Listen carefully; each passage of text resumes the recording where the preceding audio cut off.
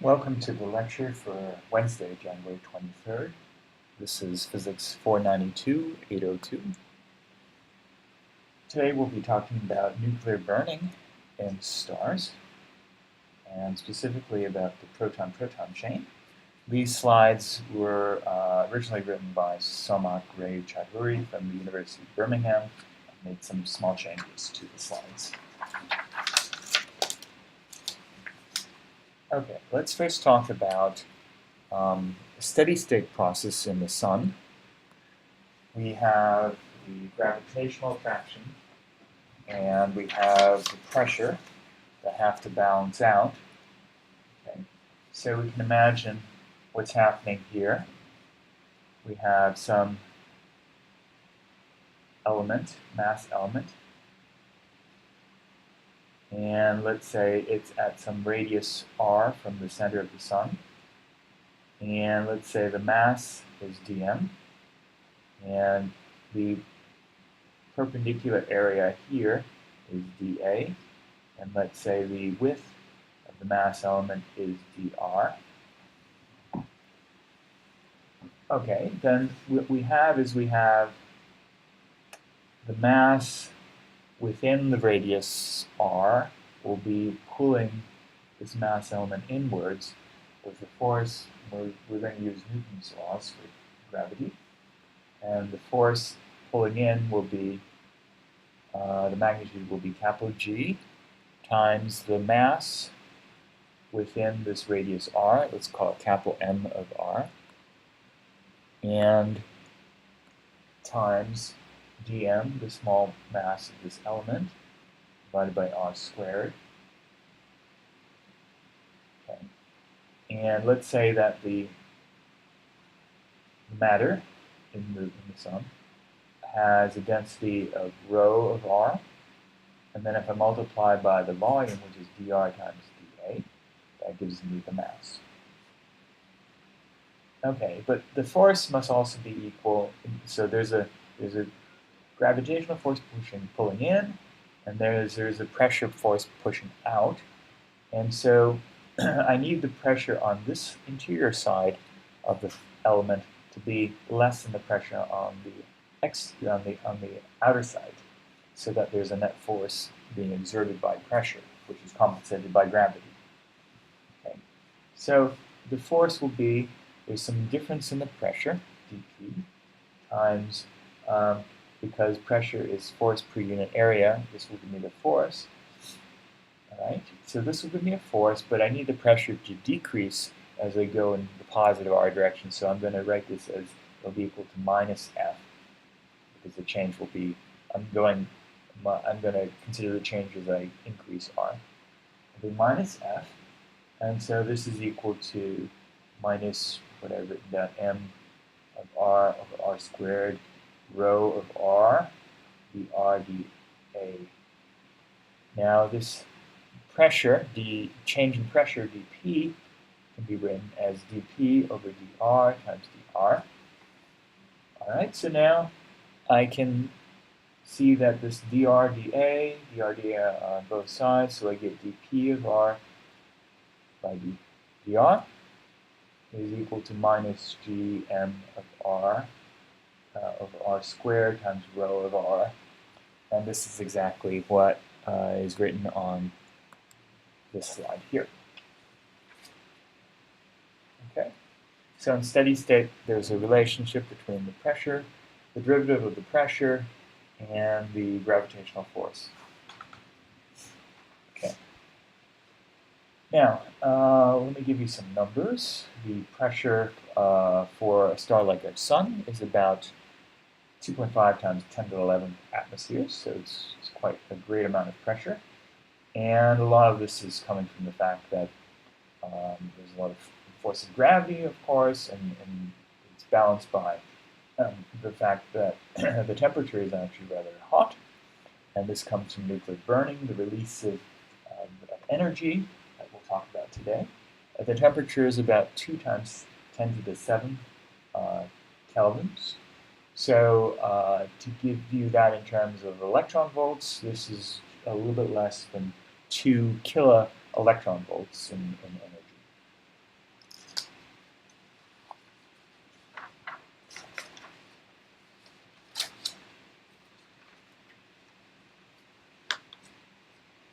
Okay, so this fuel for the sun, for any stars, coming from these nuclear processes, and we have to keep track of how much mass and how much rest mass or energy there is in a given piece of matter.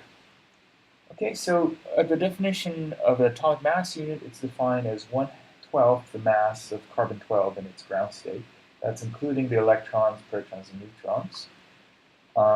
This figure is grossly out of scale. The nucleus is obviously much smaller than the atom.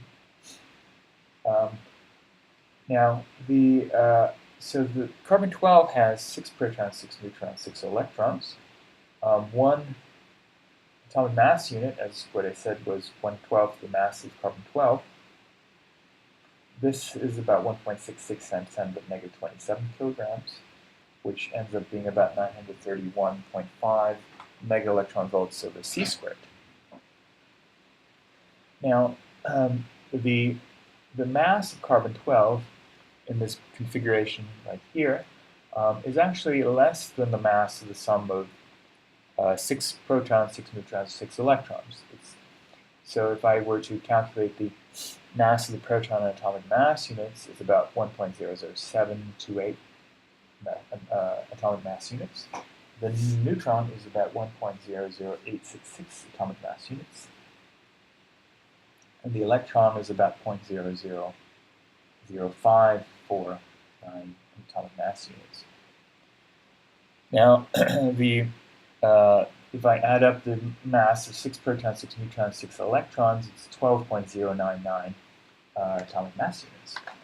And you'll notice that because one atomic mass unit is 1/12 of the whole carbon-12 atom, the mass of the atom is not equal to the sum of the masses of the individual particles. And this is because there's a reduction in the energy from the binding mechanism, the binding of the nucleons in the nucleus. There's also some binding of the electrons to the nucleus from the Coulomb interaction, but this is much smaller in size.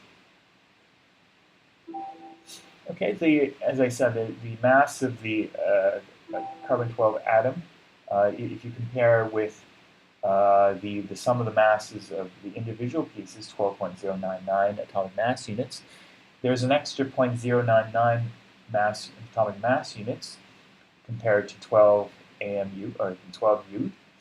And so this is equivalent to, if you convert that in terms of megaelectron volts, it's about 92.22 megaelectron volts binding. So that's a reduction in the rest energy coming from the fact that these nucleons, these protons and neutrons attract each other and reduce the energy of the system.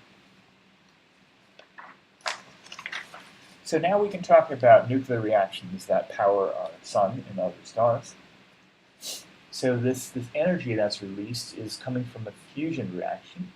So if we have, let's say, 2 hydrogen, so let's just, hydrogen is a proton with an electron orbiting around it, but let's just focus on the protons themselves. The electrons are just along for the ride.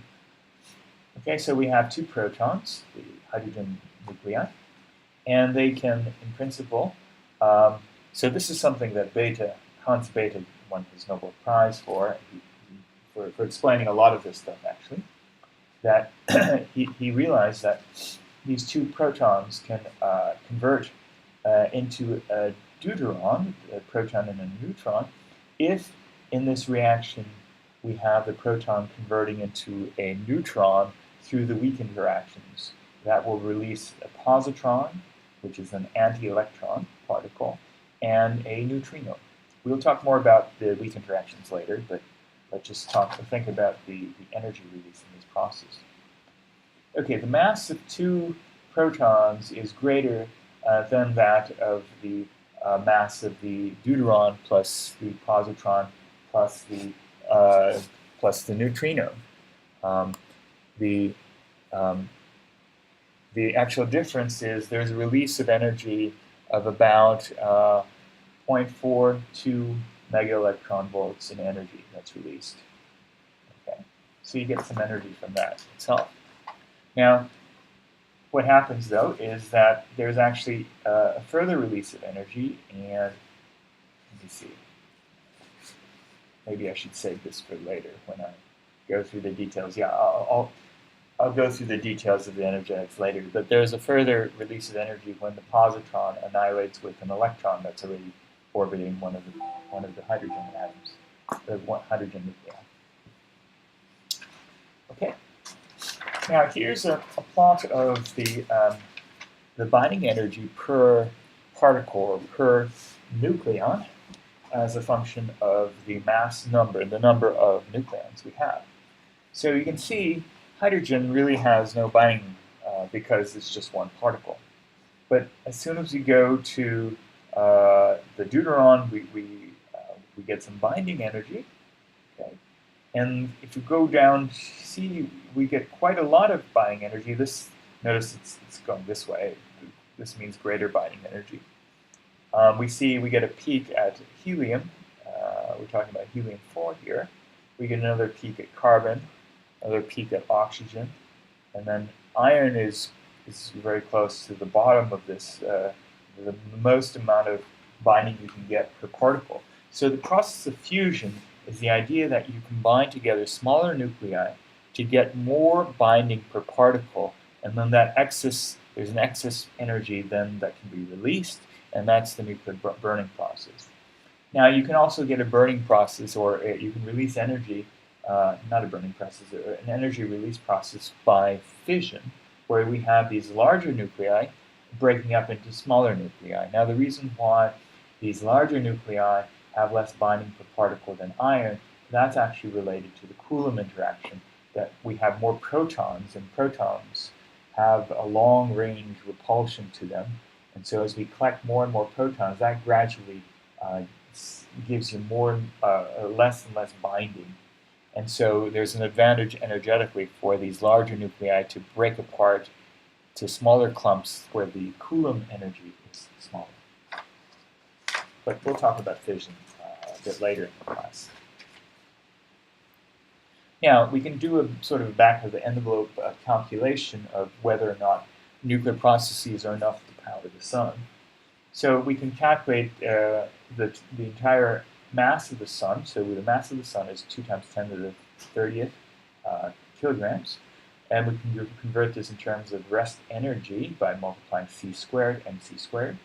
Okay, 3 times 10 to the 8th squared. And that comes into 1.8 times 10 to the 47 joules. Now, if we now measure the current luminosity of the sun, you can measure the luminosity at the location of the Earth, and then scale for the fact that the Earth only sees a certain fraction of the entire luminosity of the sun. You can calculate the total luminosity of the sun. Okay, and that luminosity is 4 times 10 to the 26 joules per second. So you can take this energy, divide by this luminosity, this loss of energy per second, and you get about 10 to the 13th years. Okay, and so now, if this process is not a complete conversion, so these nuclear reactions do not convert all of the rest mass into released energy. So let's suppose 0.1% of the mass is converted into this energy, and that energy then drives the luminosity, the brightness, the burning of the sun. Then the sun could still last for a factor of 1,000 less, so 10 to the 10th years if powered by nuclear fusion energy. And that actually turns out to be a very close estimate of the actual age of the sun. The sun's about 4.5 times 10 to the 9th years. So that seems like it's a good indication that nuclear fusion could be the engine. And we know it is. There's obviously lots more conclusive evidence about this. So nuclear energy is sufficient to sustain the sun's luminosity. But then the question is, does it actually work? Does the engineering work? How do we get the fuel, the original fuel? Let's say we have protons that are inside that form the nuclei of hydrogen. How do they burn to form a helium nucleus? Okay, so that would release about 26.77 megaelectron volts of energy, though you would also get these positrons, 2 positrons, and 2 neutrinos of electron type. But the question really is, how do these protons come together and form this helium nucleus? So a big problem, and it's a good problem, because if this was an easy thing to happen, then all of the hydrogen in the universe would just explode, and all this energy would be released, and we would not have this sort of gradual burning of the stars in the universe. But the thing that sort of prevents a lot of this from happening is the repulsive Coulomb interaction between protons. Okay? So we know there's a repulsive force between like-charged particles, so we get a potential barrier, 1 over 4 pi epsilon naught, okay, times the charge Z1 of nucleus 1, times the charge Z2 of nucleus 2, times E squared over R, where R is the distance between them. Okay, so if I'm to plot the potential energy versus separation between the protons, so this is the PP of the proton-proton interaction, I get this repulsive Coulomb interaction that increases with 1 over R, like this. It reaches about a peak of about 1 MeV. Now, what we've plotted here is the full PP interaction. So once you start getting below about 2 femtometers, 10 femtometers 10 to the minus 15 meters, the strong interactions start to become important. And in fact, there's an attractive interaction here that makes this Coulomb repulsion not so important anymore, and the strong interactions take over. And so now, for comparison, the binding energy of the deuteron, the proton-neutron binding energy, is about 2.22 MeV.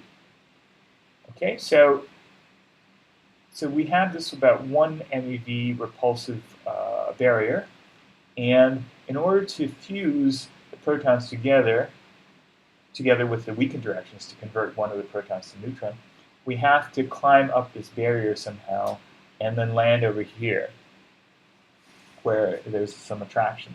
So the first thing you might consider is what temperature is required to overcome this Coulomb barrier. And why am I talking about temperature? Well, the idea is if I have a cold gas, they move very slowly, then all of the particles will just go up and come back down. They'll never have enough energy.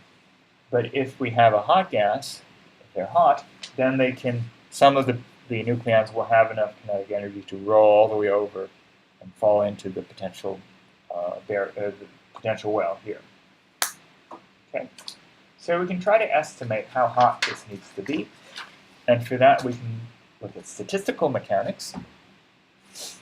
Okay, so we can think about the distribution, the number density of gas particles with a speed between v and v plus delta v. So this is the number density, mv, for a given speed, for a width, the bin width dv.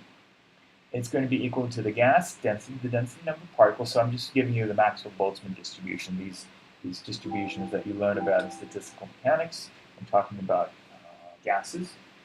Okay. So then I have this 1 over kt, 1m over 2 pi kt to the 3/2 coefficient. Then I have my usual Boltzmann factor, e to the minus 1/2 mv squared over kt. And then there's this spherical, three-dimensional spherical integration factor, 4 pi v squared dv. Okay. And you can extract out from this distribution what is the most, well, okay, so this is not so important, but the thing that I care about is the average kinetic energy, 1/2 mv squared, will end up being 3/2 kt. This was what you probably learned, the equipartition sort of result. For every degree of freedom, we get 1/2 kt in energy. And so we have vx squared plus vy squared plus vz squared. That will give me v total squared. Okay. And so that ends up giving me 1/2 kt plus 1/2 kt plus 1/2 kt, or 3/2 kt. And so as the temperature increases, the average value of the kinetic energy will rise proportionally with the temperature. But now what we can do is we can try to estimate how much energy is really required to overcome, how much temperature is required to overcome the Coulomb barrier. Okay, so what we need is, this is the mass of the, okay, so we already said that the average kinetic energy of these hydrogen atoms are 3/2 equals 3/2 kT. Okay, and so this needs to be bigger than the barrier height for r of about 10 to the minus 15 meters. So this ends up being about 1 MeV or so. What we said was about the barrier height here, how high this guy is. Okay. So if we have 3/2 kT is equal to 1 MeV, that gives you a huge temperature. It gives you something on the order of 10 to the 10 kelvins. As I said before, so the average temperature for the sun is about a little bit less than, where did I say that? I said that when we were back here, is a little bit, it's around 2 times 10 to the 7 kelvins. It's a little bit less than 2 kilo electron volts. So this is a little bit less than 2 kilo electron volts. But we need something on the order of something much larger than that, on the order of mega electron volts. So we're off by a factor of 10 to the third or so. So that's not going to work. Our sun doesn't get that hot. So Maxwell-Boltzmann doesn't do enough. It doesn't help us enough. Okay? Actually, this is what I said here. Kinetic energy of proton at this temperature is 2 kiloelectron volts. The electrostatic potential energy is 1 MeV at the barrier, top of the barrier. Okay. Now, this is basically never going to happen. You can do this simple calculation of how likely it is that one of these particles will reach the top of the barrier by using the Boltzmann factor, just exponential minus the energy we need over the kT value that we're going to get. And then you get exponential minus 500, which is ridiculously small. That's not going to happen. However,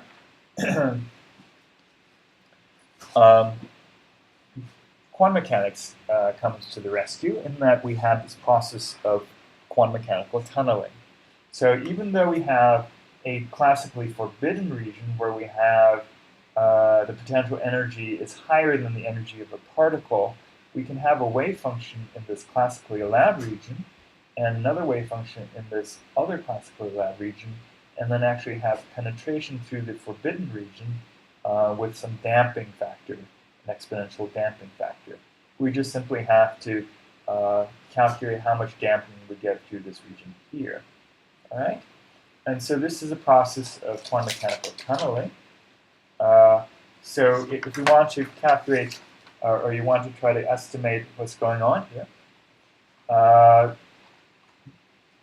there's various ways to estimate this, but basically what we need in order for the tunneling to be possible, this is sort of a very simple estimate. What we need is to calculate the de Broglie wavelength, in other words, the uncertainty in position, okay, associated with having this typical momentum given by the thermal excitation. So we can calculate the thermal energy. From that, we can calculate the speed and the momentum of the particles. And then now the basic idea is that we need for instead of needing to go, here's the argument being made here.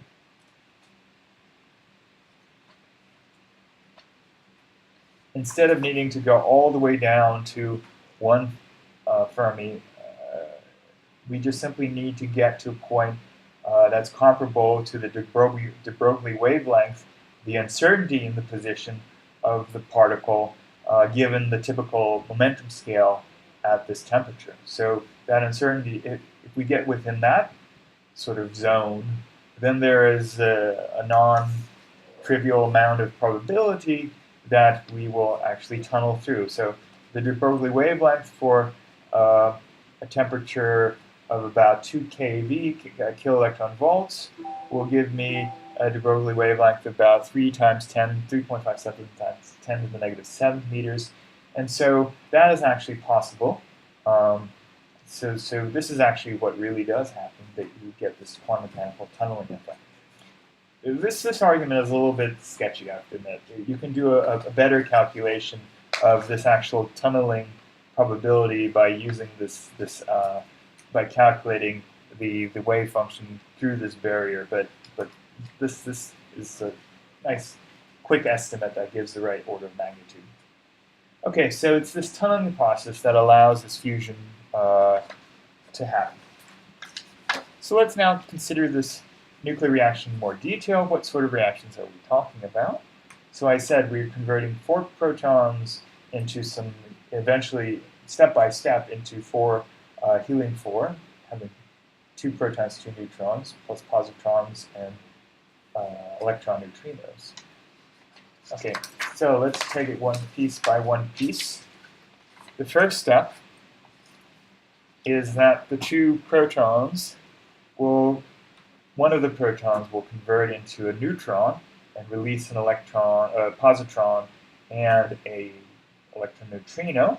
That will give you helium-2, so that's a deuteron, proton with a neutron.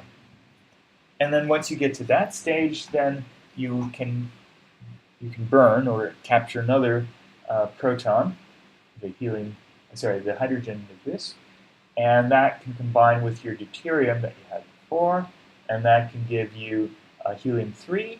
Now, in order to conserve momentum and energy at the same time, you cannot have a single nucleus in the final state. That just simply, you can't have 2 objects combined together into one object and conserve momentum and energy at the same time. It doesn't happen. So you need to release something else, and that other thing, sort of the minimal other thing you can get is a photon. Now then you have other processes that we'll talk about where you can then capture another proton on the helium-3, okay, and then that will give you helium-4 plus 2 protons. But there are other processes too that we can talk about.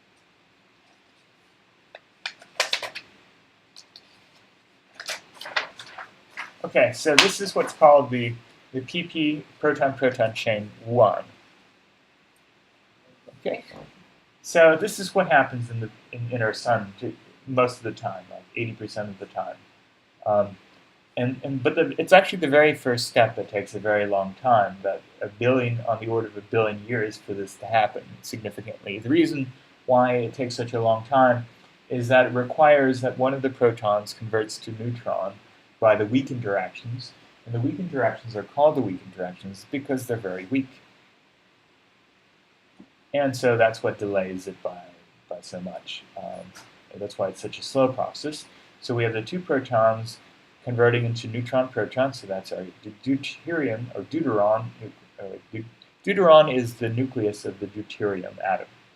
Okay, so we have the deuteron plus the positron, a positron coming out from the weak interactions, plus an electron neutrino.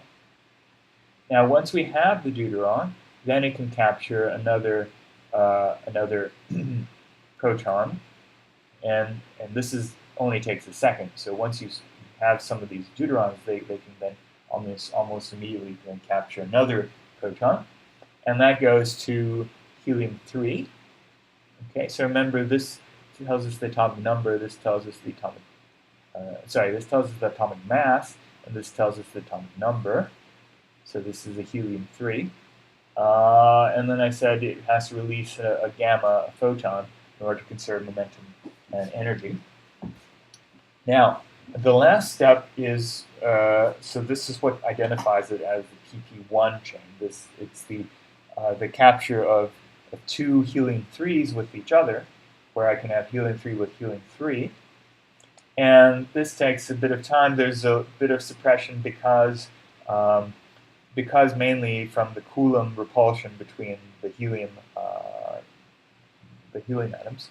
It's not quite as long as for the proton-proton capture. So there's some repulsion here from the proton-proton capture from the Coulomb. Again, there's a Coulomb repulsion from these guys as well.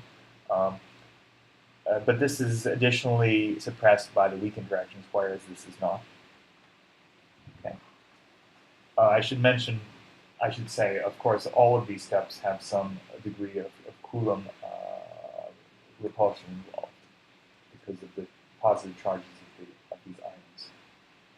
Okay, but the helium-3 plus helium-3 can go to helium-4 plus 2 protons.